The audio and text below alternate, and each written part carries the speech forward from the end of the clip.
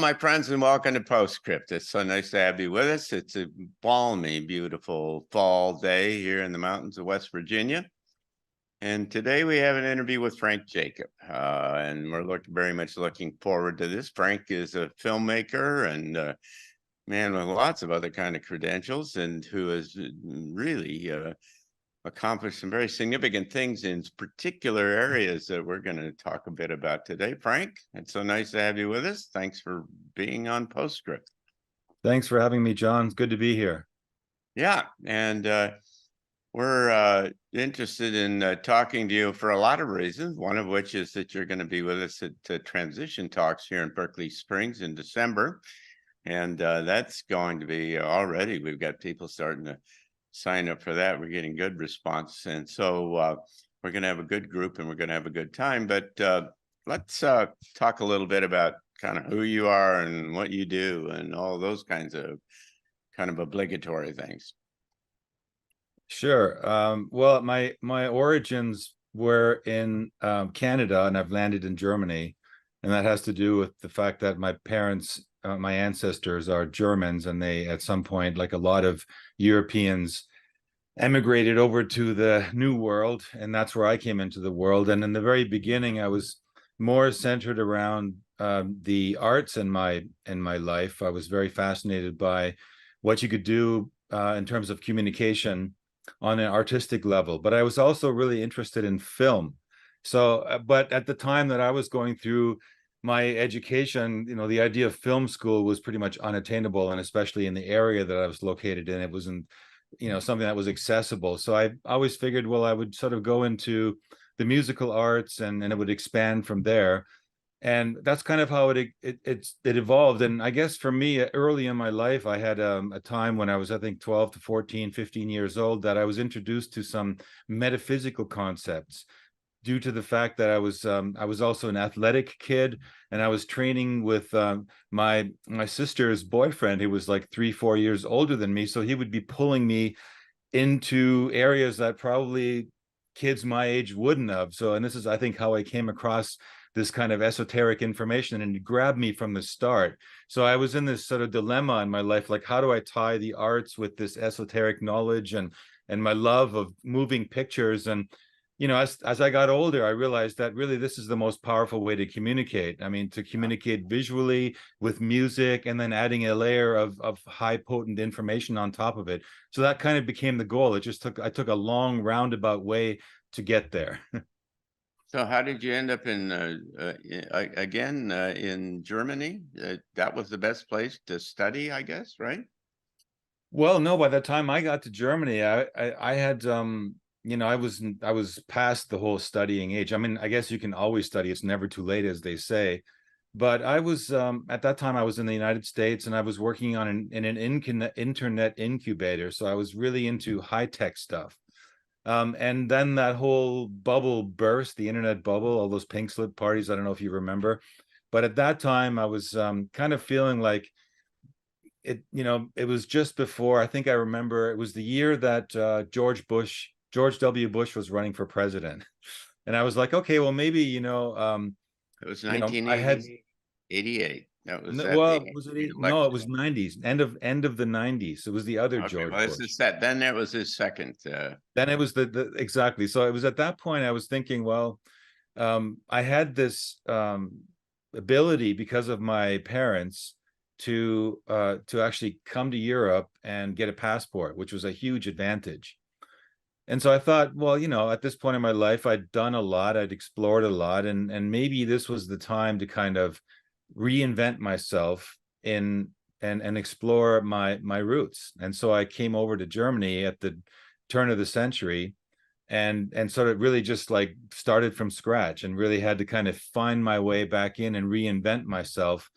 And that's when I started to I actually had kind of gotten out of arts, but I got back into the arts, and I kept developing it to the point where I actually even developed something called live cinema, which is where you're able to, it's kind of like making films live, if you can imagine that. I guess it's kind of hard to, Sure. but if you can imagine, or you can create sort of film scenes in your mind, and then film pieces of a film, like scenes of a film, and then you're all live in front of an audience. And there was this particular software that had become available that allowed you to mix those things live on the spot, but also Right. bring in elements of a live audience and musical performances and information and text and stuff. And so I thought that was a very, very powerful when I did that. And it was so powerful, I was asked by the Doctors Without Borders to create an annual report for them based on this art form. And that brought me, actually, it was funny. They were so excited. They took me all the way to Carnegie Hall. So I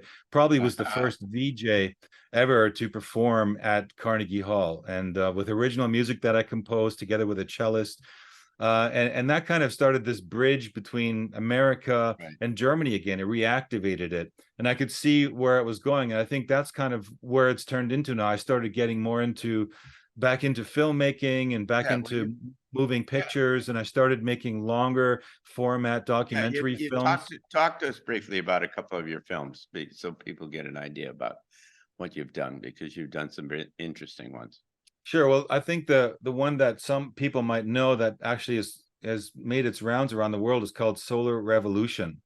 And it was a film that was based around a bestseller in Germany called Dieter Brers. He's a biophysicist, and he explored the idea of consciousness being affected by the cosmos, in particular the sun.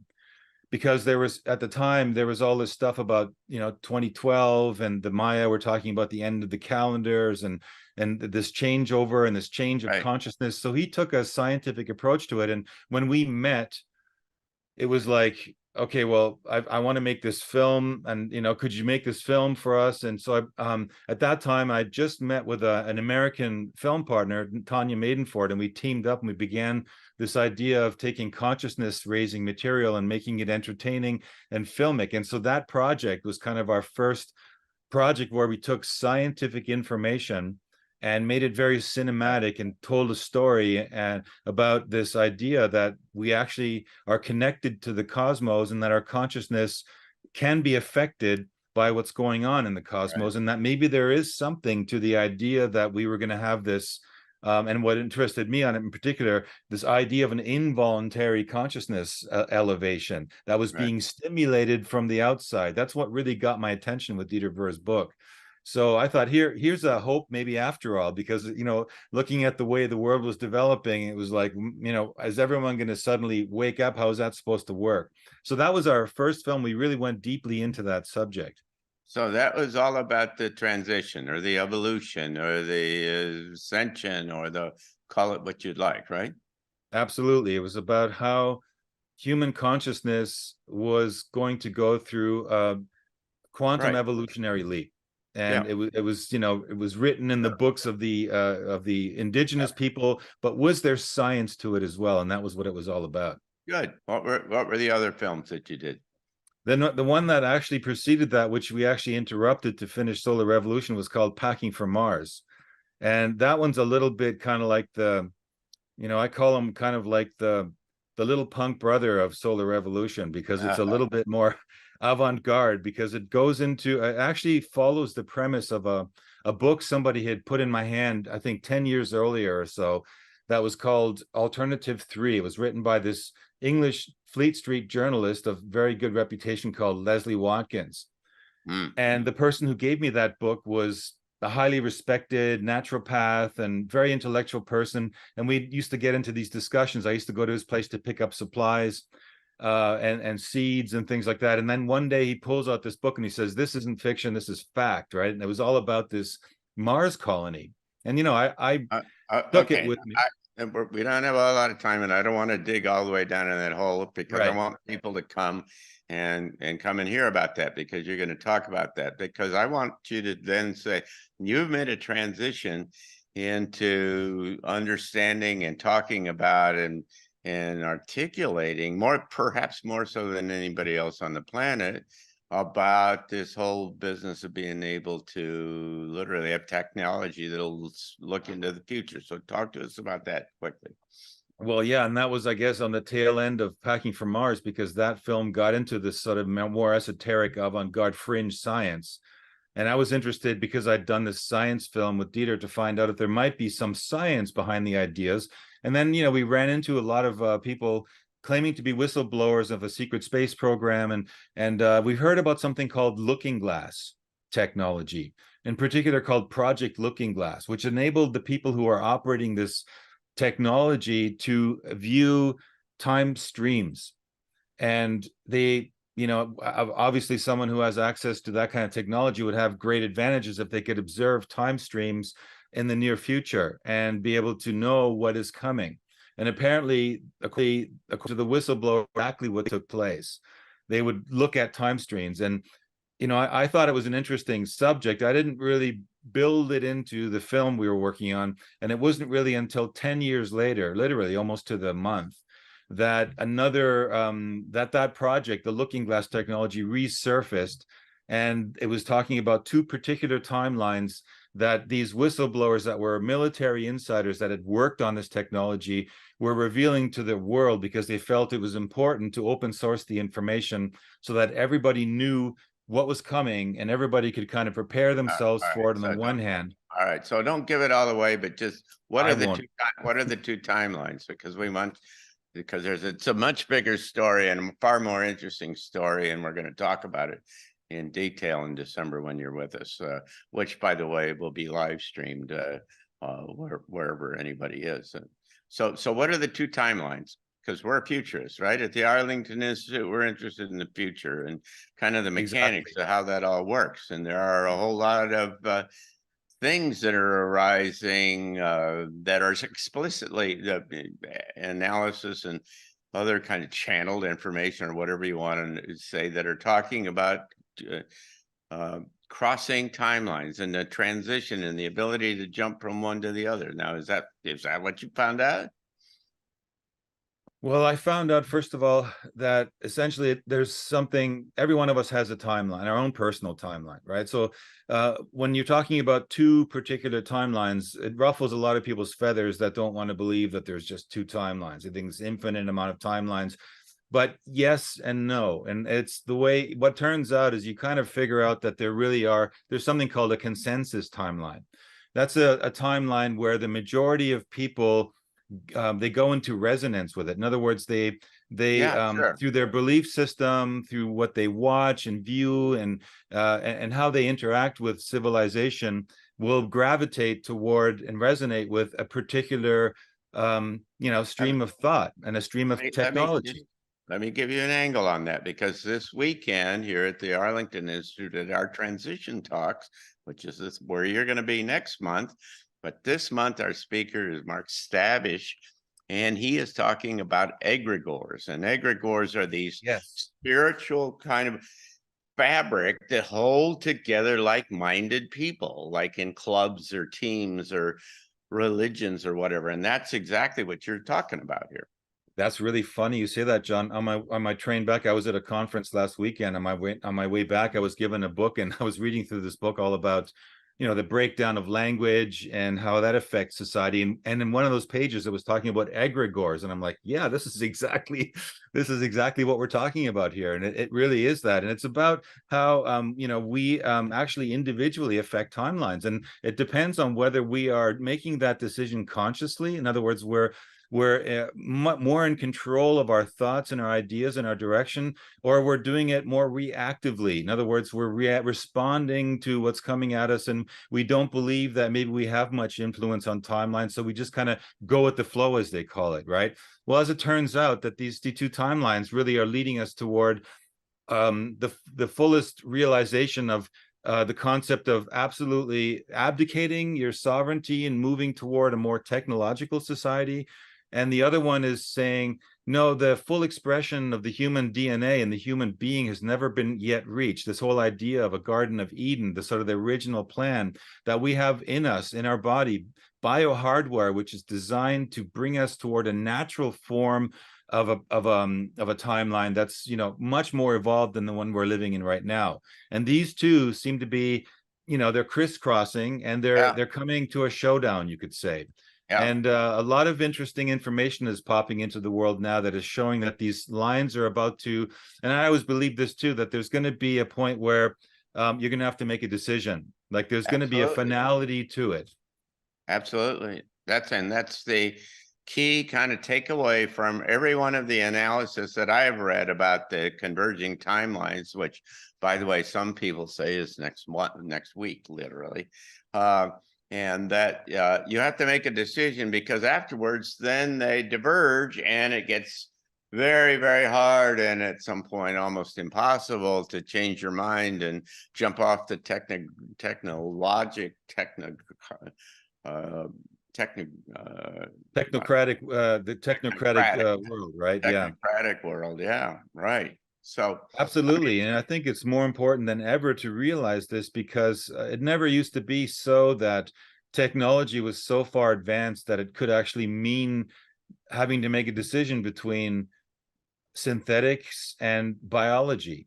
And we've reached that point. We're very close to that is going to happen. You know, whether you want to believe in it or whether you don't want to believe in it, there are people that are maneuvering themselves into advantageous positions to be able to capitalize on this, you know, technocratic world, unbeknownst to most people. And the discussion about what is this technocratic world all about, what does it really mean ultimately for society, and what does it mean for humanity, these discussions are too far and few between, in my opinion. I think people are really taking this quite seriously, because this is the most important, you could say, moment in the history yeah, of this version of humanity. Like, let's leave Atlantis or Lemuria or yeah, previous like yeah. ancient civilizations out of it, but we've reached a point now where it really is coming down to that you know, clip, one way or the other, one or the other will prevail.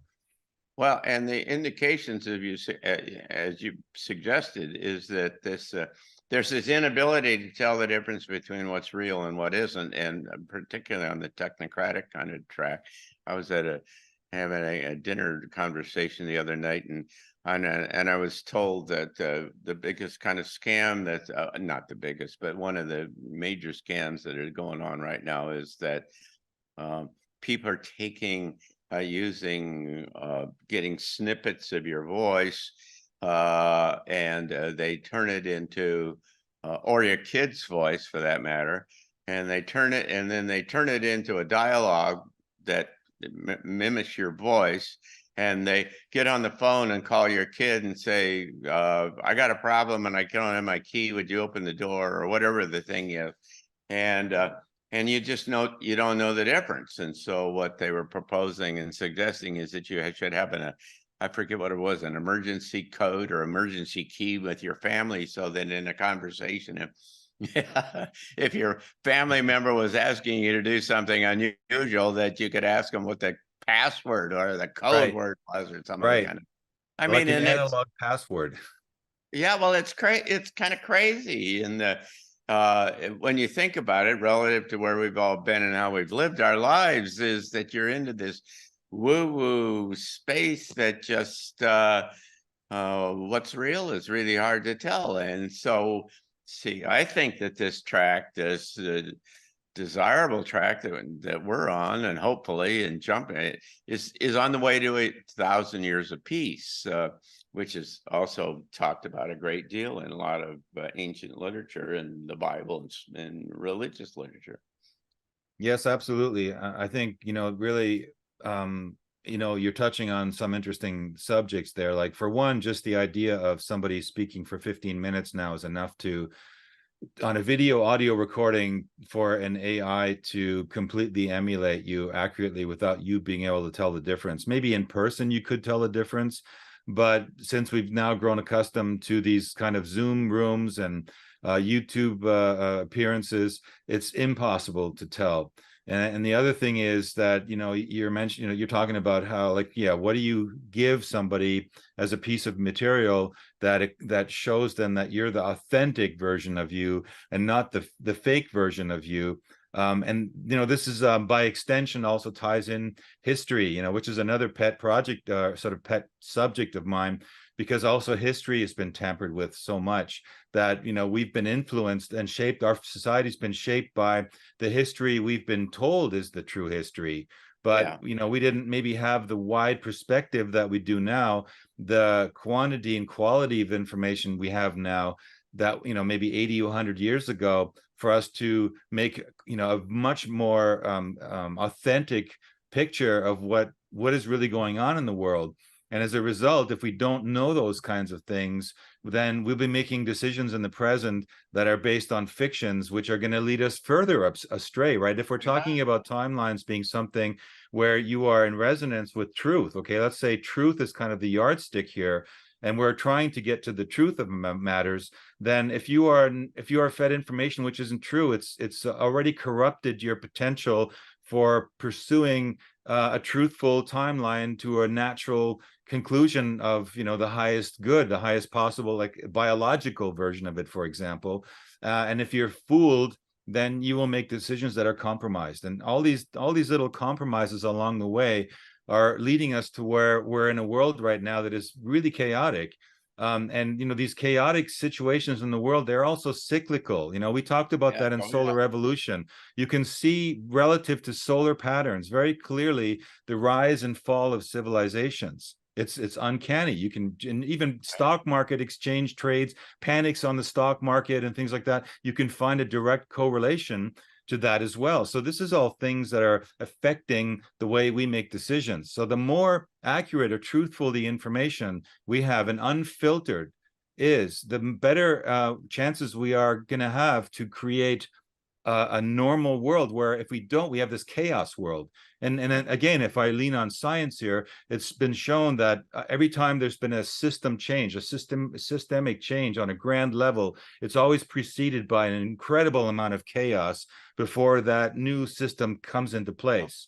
Of course, yeah, it changes from one state to another one, and so the previous state has to kind of decompose, if you will, and then it recomposes itself around the new reality. And that's why, in part or greatly perhaps, we're seeing all the extraordinary chaos and uncertainty in this amazing kind of a shift that is happening. And here at the Arlington Institute, we're really interested in kind of betting on the come, trying to build an idea about what a new world should look like. Get out in front of here, designing it. We did a little session. We have a program here that we produced called Quartet, where Greg Braden and Penny Kelly, and you've been on it once, and Kingsley Dennis. But we had one last week where we talked about, should we be thinking about designing a new country, because there are all these people who are talking about the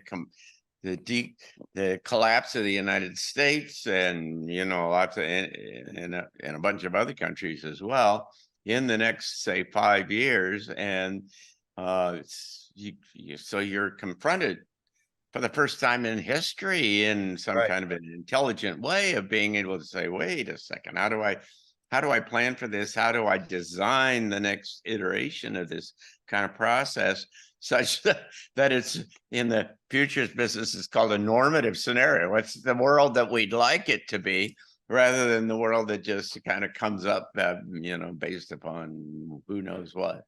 Yeah, and the two things when you're talking about that come to mind is, on the one hand, like, how do people know even when the world that they're in is normal, when they've been so denormalized that they've become so distorted in their connection to their hearts and their connection to their wisdom and logic, that they can't even make a decision because they've never been given enough information to make an educated guess as to what really should, that world look like, right?